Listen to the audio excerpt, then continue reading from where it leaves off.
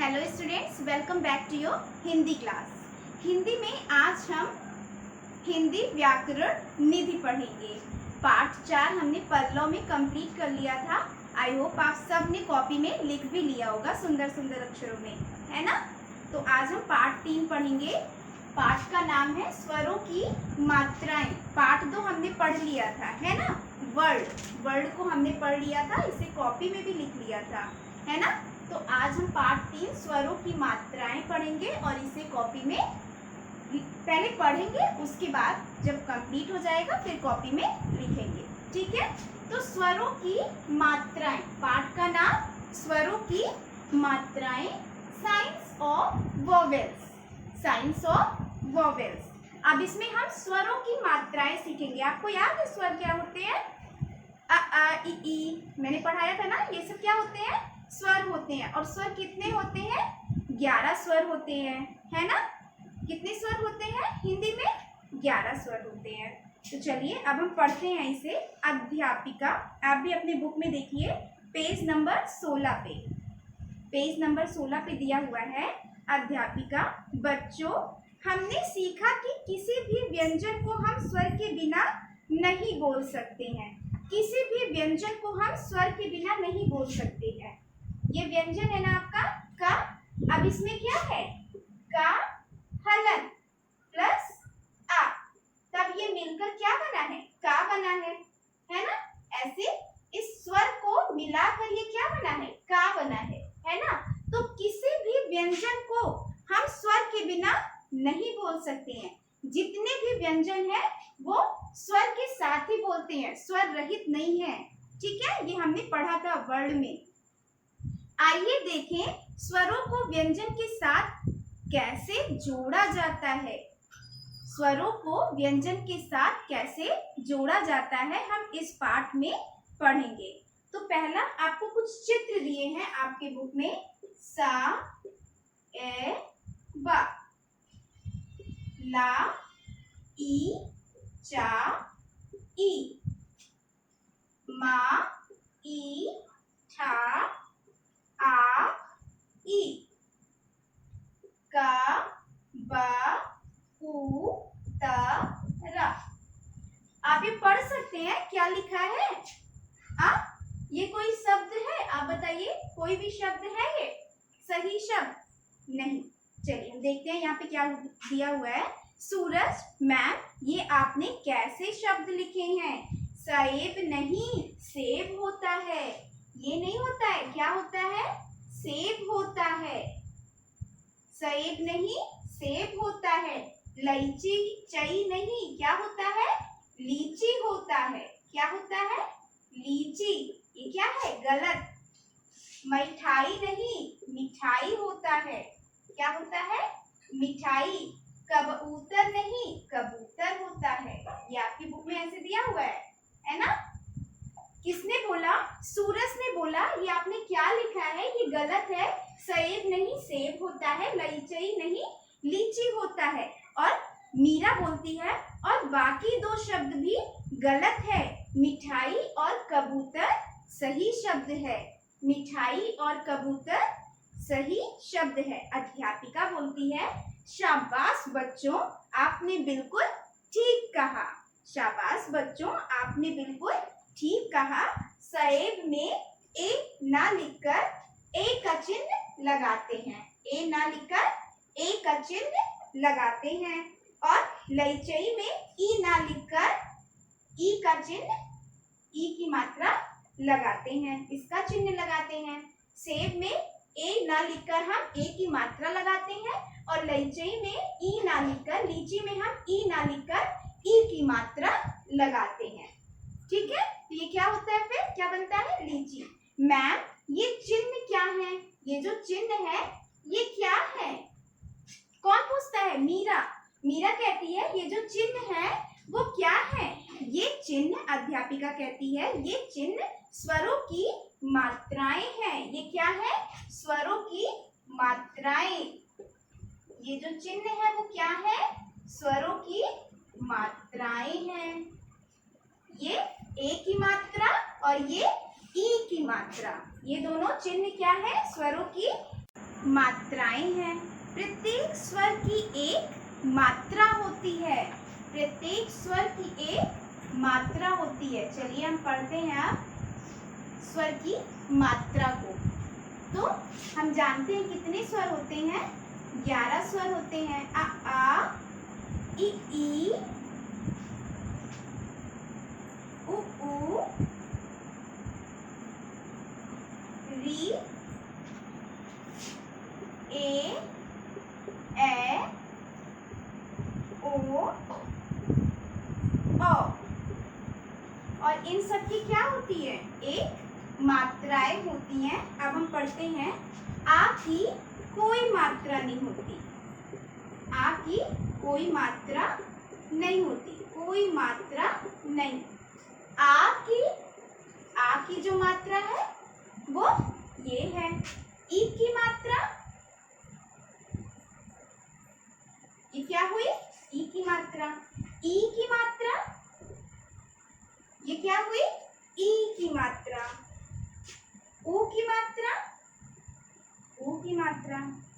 ऊ की मात्रा ये हुई ऊ की मात्रा। री की मात्रा ये हुई री की मात्रा। ए की मात्रा ए की मात्रा।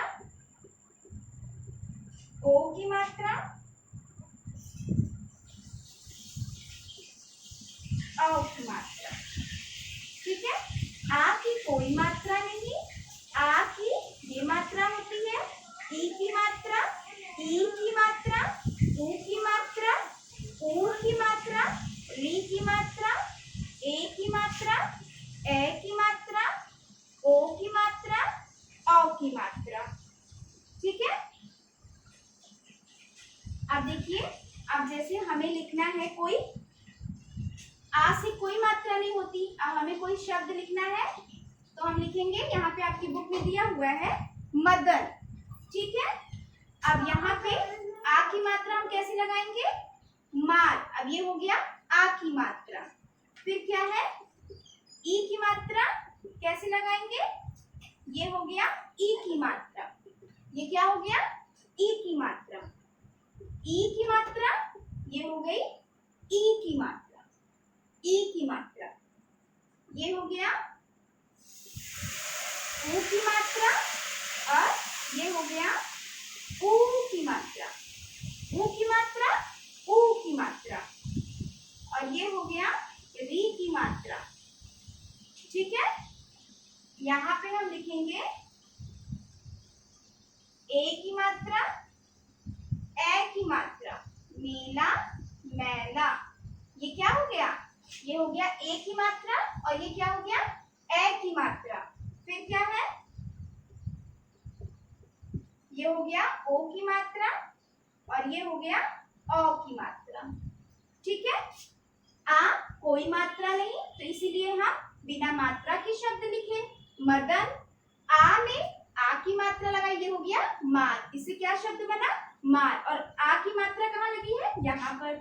ई की मात्रा ऐसे होती है, हमने क्या लिखा शब्द में, मिठाई। ई की मात्रा कहाँ लगी है, यहाँ पे लगी है। फिर ये हो गया ई। ई की मात्रा कैसे लगती है, ऐसे लगती है। और शब्द कैसे लिखेंगे, ऐसे। मीरा, तो मीरा माँ पे ई की मात्रा। ठीक है। अगला है ऊ। ऊ की मात्रा कैसे होती है, ऐसे होती है। और कैसे लिखेंगे शब्द, मुख, तो ये माँ के नीचे ऊ की मात्रा। ऊ की मात्रा, ऊ की मात्रा ऐसे होती है। और कैसे लिखेंगे, माँ पे ऊ की मात्रा, ला पे बड़ी की मात्रा, मूली। री की मात्रा, तो ये हो गया री की मात्रा, और री की मात्रा कैसे लगाएंगे, नीचे लगाते हैं, तो ये हो गया मृग। ए की मात्रा, ए की मात्रा ऐसे लगाएंगे, तो यहाँ पे हो गया मेला, ये हो गया ए की मात्रा। ए की मात्रा ऐसे होती है, और यहाँ पे ये हो गया ए की मात्रा, मैला में। ठीक है। अगला है ओ की मात्रा। ओ की मात्रा होती है ये, और शब्द को कैसे लिखेंगे, मोर। यहाँ पे क्या हुआ, ये ओ की मात्रा। अगला है औ। औ में ये हो गया औ। औ कैसे लिखेंगे, ये हो गया इसकी मात्रा। और शब्द को कैसे लिखेंगे, औ, मौन। तो मौन में ये हो गया आपका की मात्रा। ठीक है, अब आपको सारी मात्राएं समझ में आ गई ना? अ आ इ ई उ ऊ री ए ओ औ, ये हो गए मात्रा के बारे में। देखो, आपने देखा सब स्वरों की अपनी एक मात्रा होती है, अपनी अपनी जगह बदल देने से या मात्रा का रूप बदल देने से हमारा लेखन अशुद्ध हो जाता है। पहले हमने लिखा था ना ला ई चा ई, लिखा था ना ला ई चा ई, ऐसे लिखा था ना, सॉरी ई, ला ई चा ई। अब हम ऐसे लिखेंगे तो ये गलत हो जाएगा, ये शुद्ध शब्द नहीं है। जब हम इसमें सही मात्रा लगाएंगे, ला पे बड़ी की मात्रा, चा पे ई की मात्रा, तो ये क्या हो जाएगा? सही शब्द हो जाएगा। तो हमें मात्रा सही जगह पर सही शब्द को लिखने के लिए लगाया जाता है। ठीक है, मात्रा सही शब्द लिखने के लिए लगाया जाता है। जगह बदल देने से या मात्रा का रूप बदल देने से हमारा लेखन अशुद्ध हो जाता है।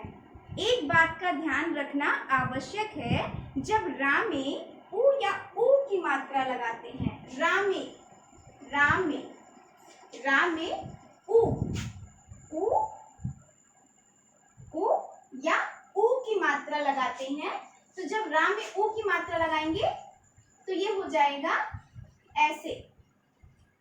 जब रा में ऊ की मात्रा, ये वाली ऊ की मात्रा लगाएंगे तो ये हो जाएगा ऐसे, और जब रा में ऊ की मात्रा लगाएंगे, इसकी मात्रा लगाएंगे तो ये हो जाएगा ऐसे।